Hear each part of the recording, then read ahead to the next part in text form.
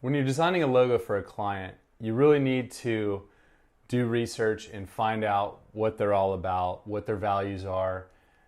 Also find out what their competitors are up to and what differentiates them from their competitors. And then what you'll do is start to look around for visual reference.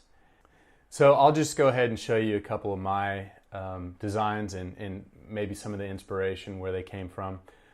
Sometimes the inspiration is purely aesthetic, and sometimes it's more of like if I wanted to do a logo out of the 70s, it would have to look like a 70s era type style.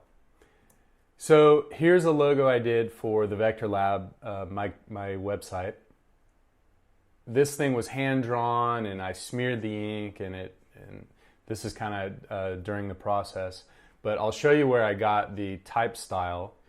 It was off of this photo, which it looks like a apartment building logo. And I ended up just kind of taking those letter forms and redrawing them in the computer and then printing it out and doing all kinds of neat little texture things to it. This was an O'Neill script. It's got a photocopy texture applied to it. And this was a logo I did for Billabong.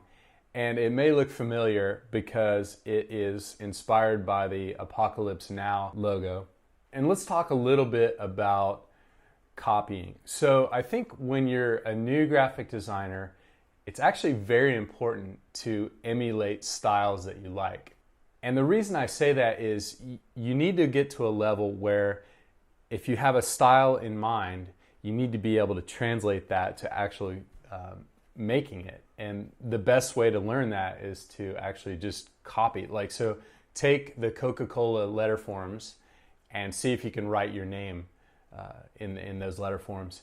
Depending on what you're copying, you may not want to let anybody know. Like I wouldn't copy the Coca-Cola logo and try to sell it to somebody as their logo. That would be bad news. And it also depends on if you're emulating something that is current, and the person who created it, if they would be mad that you copied them, then don't do it. But if you're, say, emulating a vintage style, I think it's totally fine.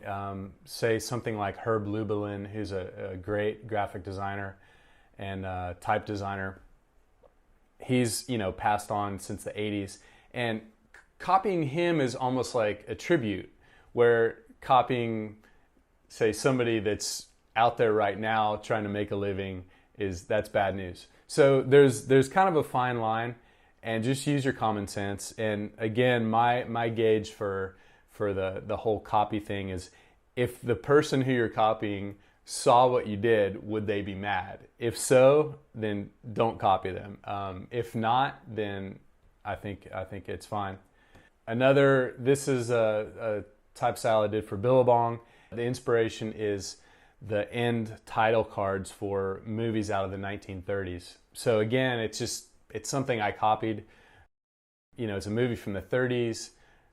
Nobody from the 30s is going to care that they'll probably be happy that I like their style. This is a logo I did for Billabong Pipeline Masters, which is a surf contest every year in Hawaii. This is a different year. This is a very bouncy, freeform, break all the rules kind of logo type I did for O'Neill for a t-shirt. There's another one. It's not going to win any design awards, but there might be a kid out there wearing it that thinks it's pretty cool. This is a type style I did for O'Neill, and I kind of like doing these where you take an existing typeface, and I just chopped off the serifs on one side. So on the left side it's a sans serif, and on the right side it's a serif. And I put a little crossbar in the end and just did a few special things like that to trick it out. Back to Herb Lubalin. He is probably one of my biggest inspirational people I look at. And this guy just did amazing work. He did the Sound of Music logo. He did a really whimsical one He designed the Avant-Garde typeface, beautiful typeface. Avant-Garde is a typeface I like because you can go in there and tweak things and build things actually like this that look really awesome.